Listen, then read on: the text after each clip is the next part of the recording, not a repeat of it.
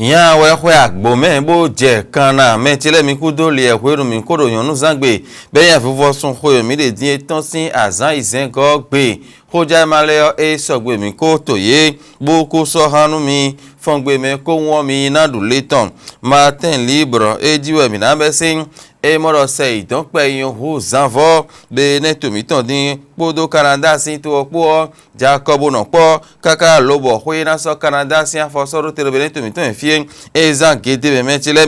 mi na tun do menjile nyonu le do nu kon ido edo nyonu e we so do nu ne otanu bonu kwete wuri sin ale nu bono bo anu bonu kon itin yon mi na tun do menjile nu mon koton dion e je hongbe bo je kangbe alioji je mi nko de den do Julien Kande kansu e yetien e ma jo ho ni sin gan khobo e wa e khwen do ablo de gbaja khoye mi do bo to gan so gbeta eni osin ye kameyan mi na tun do menjile e ti ndo ho nenu on nu e ya iboni ero bi e bra losun alomerun to gan ho nenu le yon de sin gbe ne e do hun ne aji e ra alioji je mi de be do le jen ko ne epo le vlafo e mi na ho hen e na le nu kun do we me Matin Libre do ho enion bo le pla mi SENAT me ho aijele to si gonu enion e zan getero to mi to fie e gbedion mi na to me na no gbeta mo nkan ton we bo na si hu no nu kan na temete mi na tun ye SENAT Matin Libre ti me po ndo menjele azo e ton bo e na wa ro to me yo e mi won do e ho mi ton le me de jin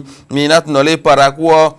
mi ma do joho e onu a bo joho die no faro don hu gan de e o me joho o do don din alo je wa me pilove o kweton agade we de egbo ho ni fin bo da do yan hu e ti Matin Libre do ho enion bo ti me po ndo menjele we ma kunlon sin ale nu won o we ma ho mi ton le yo mi konse do ye me yin keze choto abi zan choto fun le yo e ti no le mere kun so fun ye ro to me ro hu me ye de yo ye hu je o ba bo ha do ma me do mutito meteme lebi khuyime Matin Libre edo enion akwasi ho eminado din lo e maklon sin alin je minado ben Oliver di blayaton e we soro tero fime we mateme inu klon we ba bo ma ho vi mi ton le na zan do ko le yon ate pa in kan nu mon koton bonu vi mi ton le yon ye be ma ho me yon e ma te do we ma e na do nu klon we Matin Libre edo ho enion nu klon sin alin nu nu khwiti ma wa dia de ti me yoro intelligence artificielle enion me bi no sa din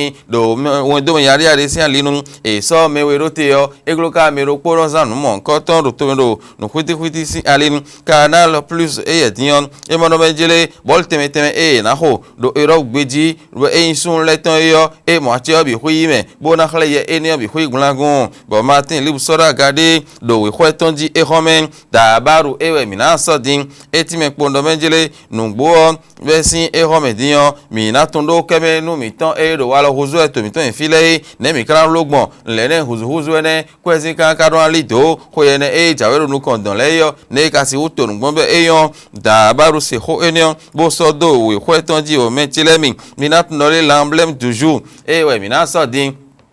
eti me pondo menjele nugbo le na blogbon nu kon ina tin ye ba e de ne ho me na no o se na me ho ije ton lesin gbeta nu e ho me diyan mi na yin tun to me Joseph Ojogbe nu azo wa ede bonu de me nugun gba sa ya de fo e gba ede yo nu kon iro ya dio e sa fo bo ipon nu mon koton le matinal fonzan de sou titengbe bo amodo meji nugbo Canada sin to do beren to po diyan e ja come kaka lobo khwe e na so Canada sin fo soro te to mi ton fie yo e ko zan gete o tawa e diyan live away bo nu deji e we so din bo ku tonu e na si hu azo de mentile mi lo taji ogbon hu mi ton le ji yo e na wa zo gege do fine khoja ma se bo soro ko ton ji fraternité we mi na so din o bola fo so ho do yon le si apa ho do to mi ton fi si ho do mi je mi de susi kaka wa do e ho me diyan mi mono le bere to mi ton do zin flo de me e de da yo egbe je we ho pe de do ali enionu lo do e ka hobio me de do ali enionu eti me do menjele emi te pon ko itantan e mi dogudo wa yo nu gege di yo me menjele mi ida zon su e ro pe nkun do yonu agoji e me ma ro ko ya foto nkun we wo ale yo e ka hobio lo ho do de menjele mi o visa info e we mi na so din eti me po do menjele bola fo so ho sin apa ho do po gonda ho ro pe nkun de wo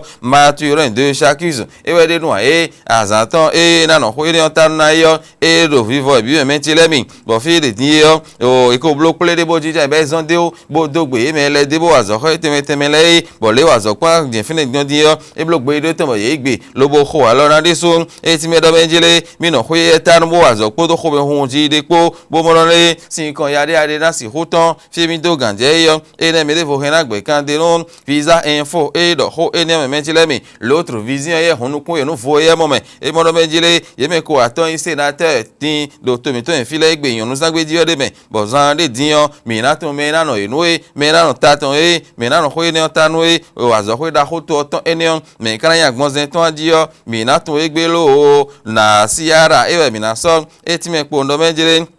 eno no hodo no de mate de a le kono gbon de yo Patrice Talon to ga ho be to ton eneo e na ni blano no mo ko ton tanu en ba no se na tanu dandan ro to mi to en fi na siara e we ku dro bo mo eneo zaten bo dido e yin me ti lemi o labu sol e we mi na so din e ti me po ndo menjele nu gbo se na za gete e gbon mi to dandan le kon gbon ka de po le si gbon tun po labu sol lo elele ka mo no menjele chi do Patrice Talon e din di blano ton lo mentilemi minatno ne kana blogbon bo me gbeji do hulende na si ho liza podo terrorisme po bo kon me ajiji ton do to me bo ho ala no to vito si abito wu no mo nkan ton diyan be ne to mi ton po awon to po ye hun bi do gloro po me na lo mede bo na si ho azoro alieden dododo le telegram e we minaso e ti me po ndo menjire nugbo alieden no ero azowai lo to mi to me fi o se na egbedin ere hogbonu e we ina blo nu wa mon koton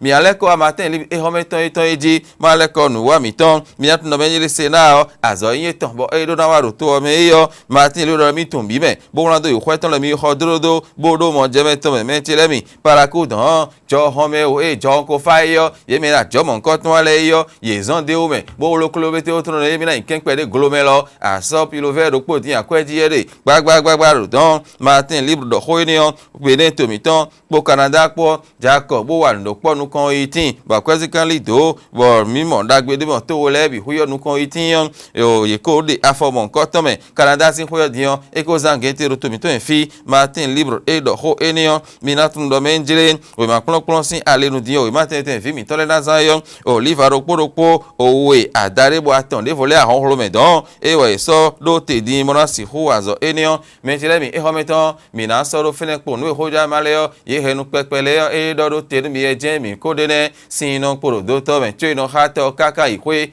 eso